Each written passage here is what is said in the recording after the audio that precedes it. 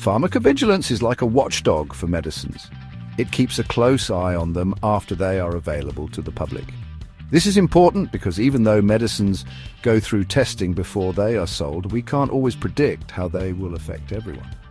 Pharmacovigilance helps us find and understand any problems that come up with medicines. This way, we can make sure that the medicines we take are as safe as possible. It's all about keeping people safe when they use medicines. Think of it like this: when a new medicine is first made, it's like a new car, fresh off the production line. It's been tested and checked, but we only really learn how it performs on different roads and in different weather conditions once many people start driving it. Pharmacovigilance is like keeping track of all those cars to see if there are any common problems. If a lot of cars start having the same problem, we know there might be a design flaw that needs fixing. Pharmacovigilance works by collecting information from many sources. Doctors, nurses, and even patients can report any side effects they experience. This information is collected and analyzed to look for patterns and potential problems. By doing this, we can make sure that the benefits of medicines outweigh any risks. It's all about making informed decisions about the medicines we use.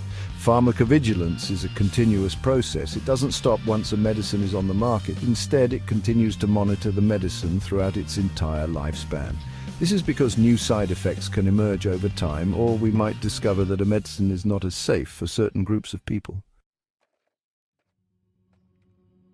When we take medicines, they can sometimes cause unwanted effects. These are called adverse drug reactions, or ADRs for short. Understanding the different types of ADRs is important for both patients and healthcare professionals. It helps us to know what to look out for and to report any problems that occur.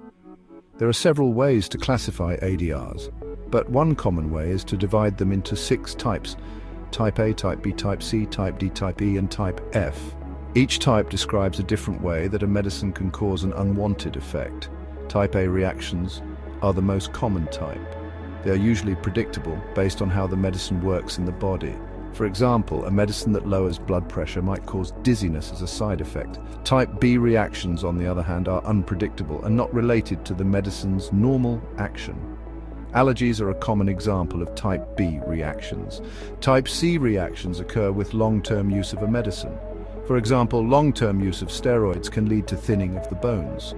Type D reactions are delayed reactions that might not appear until years after taking the medicine. Type E reactions occur when a medicine is stopped abruptly, and Type F reactions happen when a medicine simply doesn't work as well as expected. Recognizing and reporting ADRs is crucial for ensuring drug safety. If you experience any unusual symptoms after taking a medicine, it's important to contact your doctor or pharmacist. They can help you determine if your symptoms are related to the medicine and advise you on the best course of action. To effectively monitor the safety of medicines, various pharmacovigilance systems are in place. These systems work together to collect, analyze, and act upon information about potential drug-related problems. Understanding these systems is essential for appreciating the complexities involved in ensuring drug safety. One of the primary systems is spontaneous reporting. This system relies on healthcare professionals and patients voluntarily reporting any suspected ADRs they encounter. This can be done through various channels, such as online portals, phone hotlines, or even by mail. These reports are then collected and analyzed to identify any potential safety signals. Another important system is active surveillance. Unlike spontaneous reporting, which relies on passive observation, active surveillance involves proactively monitoring specific populations or drugs of interest. This can be done through various methods, such as cohort studies, registry-based monitoring, or targeted data mining. Signal detection is another crucial aspect of pharmacovigilance.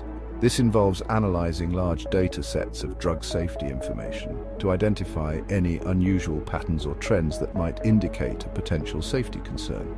Statistical methods and data mining techniques are commonly used for signal detection. Once a potential safety signal is detected, a thorough risk assessment is conducted. This involves evaluating the available evidence to determine the likelihood and severity of the potential risk associated with the drug. Based on the risk assessment, appropriate risk management strategies are implemented. Regulatory authorities such as the Food and Drug Administration, FDA in the United States, and the European Medicines Agency, EMA in Europe, play a crucial role in ensuring drug safety. They are responsible for overseeing the pharmaceutical industry and ensuring that medicines meet stringent safety and efficacy standards. One of the key functions of regulatory authorities is to review and approve new drugs before they can be marketed. This involves scrutinizing clinical trial data to assess the drug's safety and effectiveness. However, it's important to note that clinical trials have limitations. They often involve a relatively small and homogeneous group of patients and may not capture all potential side effects. This is where post-marketing surveillance comes into play. Once a drug is approved and available on the market, regulatory authorities continue to monitor its safety through various pharmacovigilance activities. This includes collecting and analyzing spontaneous reports of ADRs, conducting active surveillance studies, and reviewing periodic safety reports submitted by pharmaceutical companies.